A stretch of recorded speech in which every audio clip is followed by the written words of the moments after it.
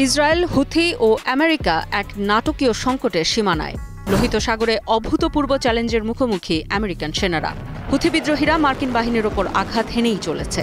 এই ঘটনার পেছনে রয়েছে এক আকস্মিক মোড়। ডোনাল্ড ট্রাম্পের শপথ গ্রহণের একদিন আগেই হুথিদের হামলা। এর আগে ৭ বার আমেরিকান যুদ্ধ জাহাজে আক্রমণ করেছে ইয়েমেনি বাহিনী। এবার তাদের ৮ম আক্রমণটি শুরু করেছে। আবারও তাদের নিশানায় মার্কিন বিমানবাহী রণতরী ইউএসএস হ্যারি এস ট্রুম্যান।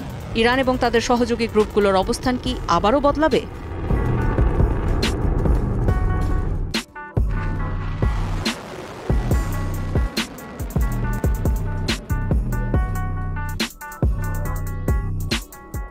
হুথিরা তাদের হামলা চালানোর জন্য শক্তিশালী প্রযুক্তি ব্যবহার করেছে, ড্রোন এবং ক্ষেপণাস্ত্র। এক বিবৃতিতে হুথি গোষ্ঠী জানিয়েছে, তাদের যোদ্ধারা লোহিত সাগরে বেশ কয়েকটি ড্রোন এবং ক্রুজ ক্ষেপণাস্ত্র দিয়ে ইউএসএস হ্যারি ট্রুম্যানকে লক্ষ্য করে হামলা চালিয়েছে। বিবৃতিতে আরও বলা হয়েছে, এই হামলা গাজায় যুদ্ধবিরতির সময়কালে ইয়েমেনের বিরুদ্ধে যে কোনো আগ্রাসনের পরিণতি সম্পর্কে লোহিত সাগরের শত্রু বাহিনীকে সতর্ক করার জন্য চালানো হয়েছে।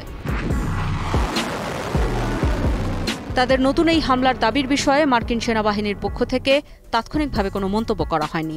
হুথি পরিচালিত আল মাসিরাহ টিভি জানিয়েছে, মার্কিন বাহিনী ইয়েমেনের রাজধানী সানার উত্তরে আল আজরাকিন এলাকায় 4টি হামলা চালিয়েছে। তবে এই হামলার বিষয়ে তাৎক্ষণিকভাবে বিস্তারিত কিছু জানা যায়নি।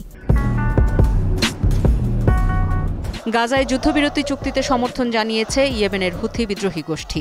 সেই সঙ্গে বলেছে, যুদ্ধবিরতি কার্যকর হলেই ইসরায়েল ও এর মিত্রদের স্বার্থকে লক্ষ্যবস্তু করে হামলা বন্ধ হবে। আর আল জাজিরাকে দেয়া এক সাক্ষাৎকারে গোষ্ঠীটির সিনিয়র রাজনৈতিক কর্মকর্তা এবং মুখপাত্র মোহাম্মদ আল বুখাইতি বলেছেন, হুথিরা গাজা যুদ্ধবিরতি চুক্তিকে সমর্থন করে। যুদ্ধবিরতি কার্যকর হলেই তারা গাজার সমর্থনে সামরিক অভিযান বন্ধ করবে।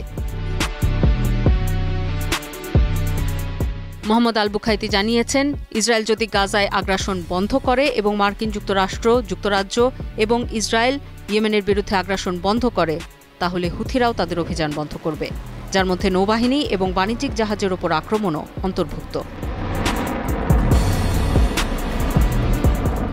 এদিকে হুথিদের শীর্ষ নেতা আব্দুল মালিক আল হুথি বলেছেন, তারা গাজা যুদ্ধবিরতি চুক্তির বাস্তবায়নের সব পর্যায়ের ওপর কঠোর নজর রাখবেন এবং ইসরায়েল যদি কোনো পর্যায়ে চুক্তি লঙ্ঘন করে বা গণহত্যা চালায়, তবে তারা ফিলিস্তিনি জনগণের জন্য সামরিক সহায়তা দিতে সঙ্গে সঙ্গেই প্রস্তুত থাকবেন।